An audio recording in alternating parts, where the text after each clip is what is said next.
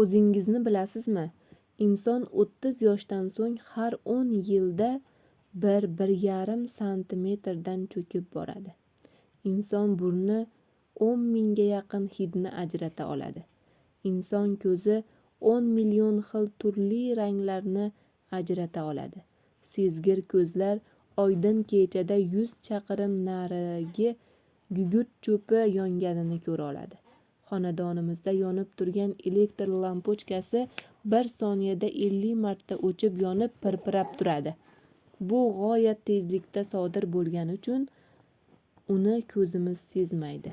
Bir odam umri davomida o'rtacha 240 ming kilometr masofani bosib o'tadi. Tok urgan odamni boshiga 10 metr balandlikdan 6 tonna yukni tashlab yuborganchalik kuch ta'sir qiladi. Inson tanasidagi ugleroddan 900 ta qalam, fosfordan 2000 gugurt donasi, moydan bitta kirsovun, temirdan kattakon bitta mix tayyorlash mumkin. Odam bir kecha kunduzda o'rtacha oshxona kattaligidagi havo sharini to'ldirishga yetadigan havoni yutadi. Tinch o'tirgan odam bir daqiqada 16 martagacha nafas oladi. Yarim milliard marta nafas olish uchun salkam 50 yil yashash kerak bo'ladi. Odamni o'ng o'pkasiga chapiga qaraganda ko'proq havo sig'adi. Katta yoshdagi odam buyragidan bir kecha kunduzda 1700 litr qon aylanib o'tadi. 60 yoshida odam tam bilish qobiliyatini deyarli yo'qotadi. Bir odam uchun kuniga kamida 20 gram, yiliga esa 7,2 kilogramm tuz kerak bo'ladi.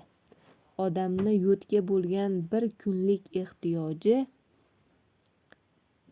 0,02 grammga teng. Har bir odam umri davomida ona sutidan tashqari o'rtacha 10 ming litr sut ichadi yoki sut mahsulotlari tanovul qiladi. Bu ikkita sigirdan bir yil mobaynida sog'ib olingan sutga teng. Sutda hayot uchun zarur bo'lgan darmondorlarning 20 xili bor. 70 yoshli odam hayoti davomida 60 tonnadan ortiq suv, 11 tonna uglevod, 2,5 tonna oqsil, shuncha miqdorda yog' iste'mol qiladi. Bir burda nondagi quvvat energiya 5-6 chaqirim piyoda yurishga yetadi. Qayg'u, baxt yoki piyoz sababli oqadigan ko'z yoshlarining tarkibi har xil bo'lar ekan. AQShlik olimlar tushdan keyingi 20-30 daqiqalik uyquni arablar qayg'ula deyishadi. Salomatlikka juda katta foydasi bor deb hisoblashadi.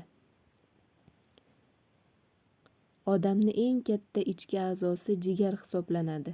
Odam tanasidagi suv miqdori 5-8% ga kamaysa, og'iz quruqshaydi, teri bujmayadi, ong o'tmaslashadi, ko'zga har xil narsalar ko'rina boshlaydi. Bu raqam 14-15% ga yetsa, inson hayotdan ko'z